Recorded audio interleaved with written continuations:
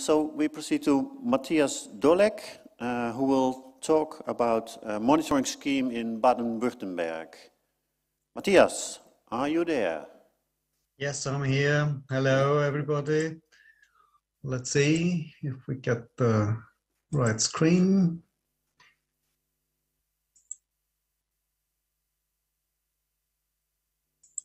Will be there, I am sure. Okay, I think we can start.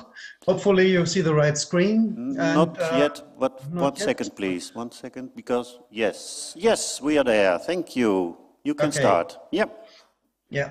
So before I get into the details, I want to mention that this project, this program was initiated and is funded by the state of Baden-Württemberg.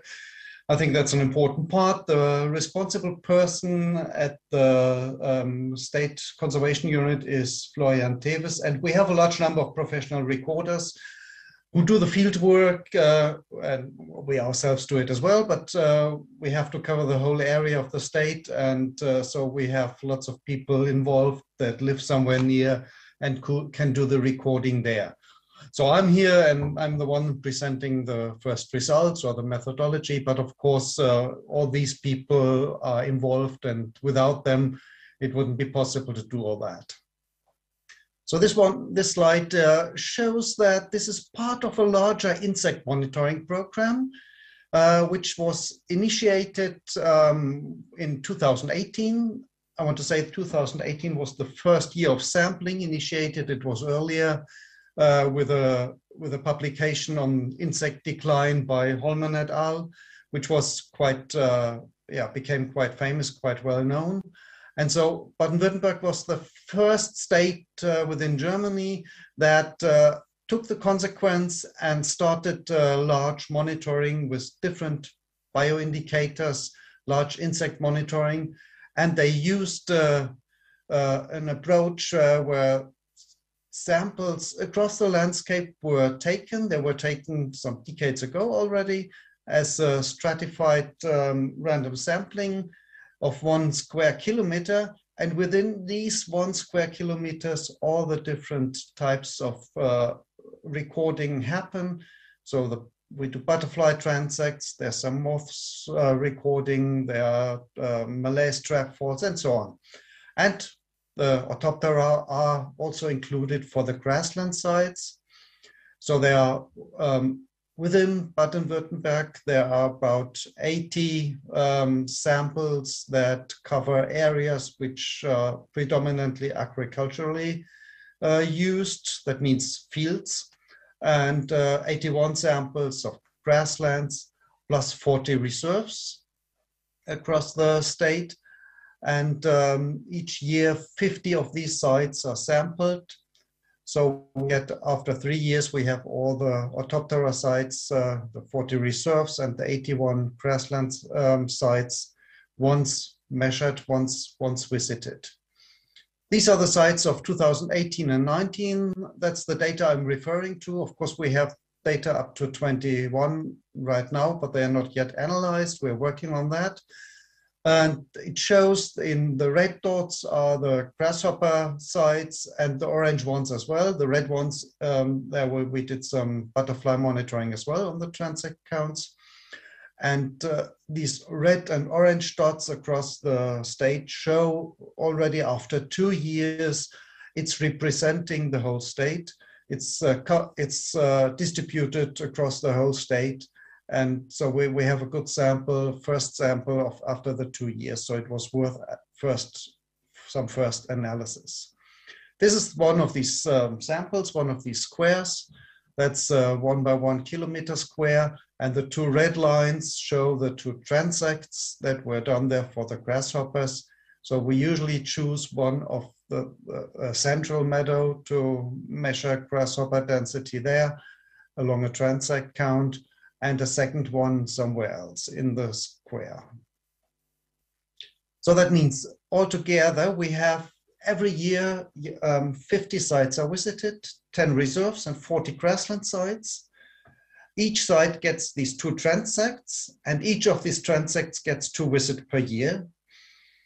That means in sum, each grassland site is recorded in 2 out of 4 years, usually 2 subsequent years, and each reserve is recorded in 1 out of 4 years. We do transect counts. The transect is 50 meter long and 4 meter wide, 2 meter right, 2 meter left. Additionally, all the species that are observed on the site, on the meadow, where we do the transect count, are qualitatively recorded. So if we miss some species because it's not on the transect, but we hear or see it, then we record it as present without any quantitative data. As Baden-Württemberg was the first to start with this, they decided for this methodology of doing the transect counts. Meanwhile, the federal agency has decided that German monitoring scheme should also be there. And within that, the isolation square method is favored. So we're now a bit in the conflict that we're already running the monitoring scheme, but the German monitoring is asking for a different methodology. So we're also handling a bit how do they relate to each other, these 2 methods, and we're trying to work on some methodology comparison. Here I'd like to summarize the data of the 2 first years. That means there were 20 reserves and 60 grassland sites. Remember, each grassland is visited in 2 years. That's why we have some of them visited in both years of 2018 and 19, and it results in 60 different sites with 80 visits. So we had 43 species altogether and more than 30,000 individuals counted, including Red Data Book species from the Baden-Württemberg Red Data Book and the German Red Data Book. So it's quite representative. We have a lot of data now across the country distributed. And of course, the first and most simple comparison would be, how is the normal grassland across the country, across the state, the grasshopper community there, and how does it look in the reserves? So here we have in the left graph, we have always the grassland here and the reserves in the second column. So that's the diversity. It's higher in the reserves. That's the species number. It's higher in the reserves than in the grassland, while the abundance is quite similar in both types.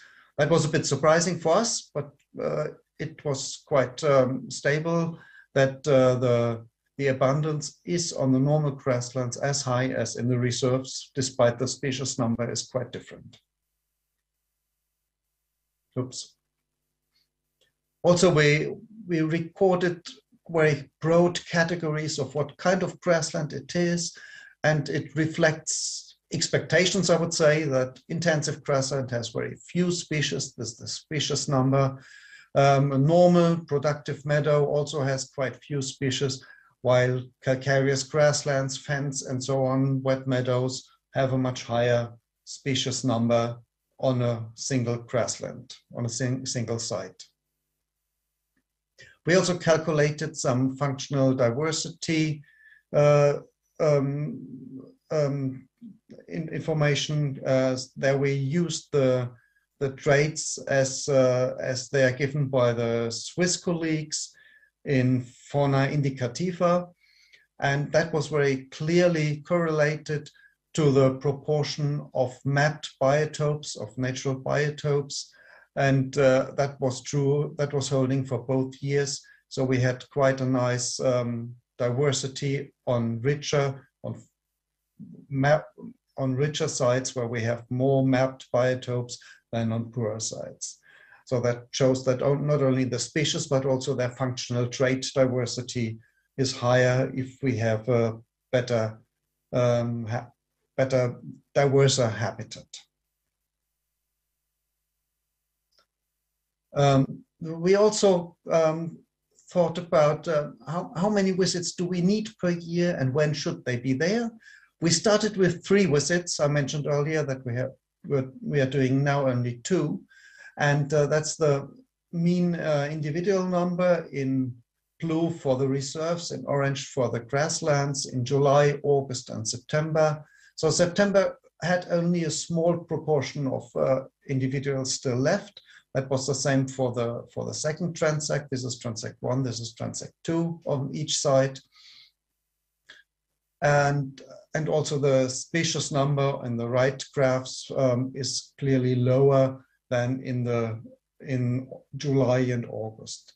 So September was omitted because we didn't get any additional information. It's just a subsample of the July and August measurements. But we also asked, do we need possibly more earlier visits for early species and to cover the variability? This is not finally settled.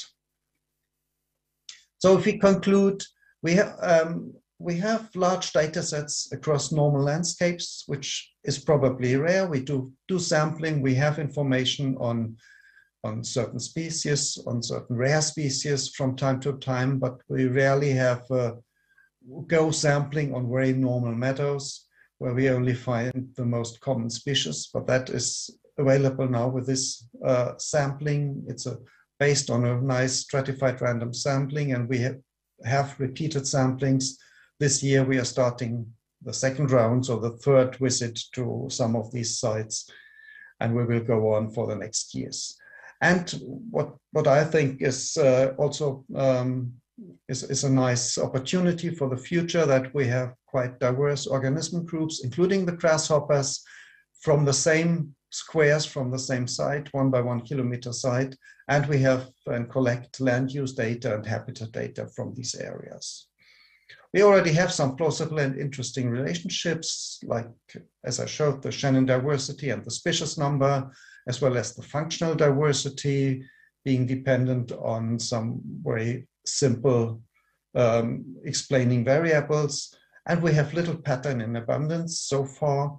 So that's certainly interesting that grasshoppers are still there, still present, although diversity in species number is declining in normal grasslands. And yeah, we are currently analyzing these different methods, quantitative methods, how they relate to each other, and will soon present some more data on this issue. So I hope to present more information on that in soon future. Thank you.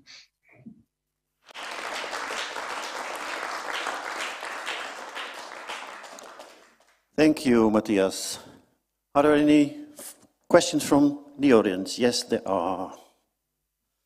Hello, Armin Landmann, Innsbruck. One methodological question and one remark maybe.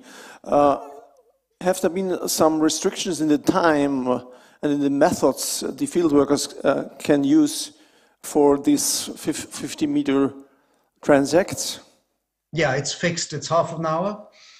So for 50 meter, for the 50-meter transect, they use half an hour. So they measure the 50-meter. It's in GIS. It's backed in GIS. Then they measure it in the field. Go to the GIS point, mark them, and count along this 50-meter line. But they have half an hour for that. How do they count? With netting and the nymphs are also counted? No, nymphs are not counted, only adults. And they use netting, they use hearing and what they see, what jumps off on the ground. As it is usually you have usually a restriction to just a few species. It's not that difficult as it may sound if you think of rich habitats. So I think it's a rather long period, half an hour for 50-meter transects. Maybe you have double counting a lot of them. One thing I could imagine... No. You walk on and they jump away, and I don't think you get double counts. Okay. What would you say? You have mentioned that there is no difference in abundance between the natural reserves and the normal grassland sites. Couldn't it be that on an average, the vegetation density is a bit higher, and there's another vegetation structure, and at the same time there are more species around which are a bit distorting the fieldwork. That this explains the difference in that there is no difference in the abundance. Mm-hmm. Could be a point, yeah. That's interesting to. We can check that in the data. I don't think so, but it's something we haven't deliberately checked for. So that's a good idea. Thank you. I don't expect it really, but it needs a bit more look in the data. Yeah. Because in my experience, if you are netting along a transect, it's really highly depending on the vegetation structure, which results you get. Yeah. Yeah, it is, and it's in some. We have some places which are difficult. Actually, the most species-rich reserves are calcareous grasslands with low vegetation cover, low vegetation density. So I don't, and there we have good numbers as well. So it's compared to the 3, 4, 5 times mown grasslands. So there's not more vegetation density there than in other places. There's another question for you. Thomas Zunagradsky, I have a technical question.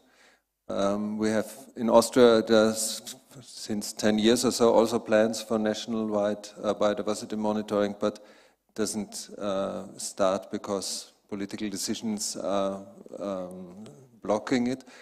But one problem that's always said, I want to know how did you get the permission of the landowners to do this biodiversity monitoring on their plots, because this is a big problem in our country. Yeah.